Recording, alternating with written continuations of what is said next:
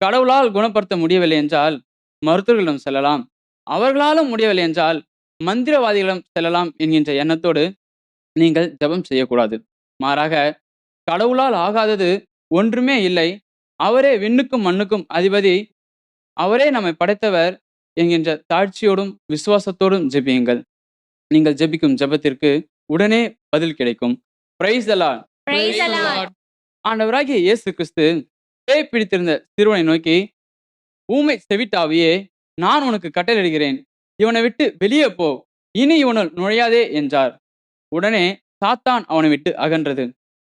பிரியமானவர்களே, நீங்கள் ஜெபிக்கும்போது விசுவாச குறைச்சலோடு ஜெபிக்காதீர்கள். உங்களிடம் விசுவாசம் குறைவாக இருந்தால் விசுவாசத்தை அதிகரியும் ஆண்டவரே என்று சொல்லி ஜெபம் செய்யுங்கள். இயேசு நாமம் சொல்லி விசுவாசத்தோடு ஜெபிக்கும் ஜெபத்திற்கு அவர் உடனே பதில் கொடுப்பார். Praise the Lord.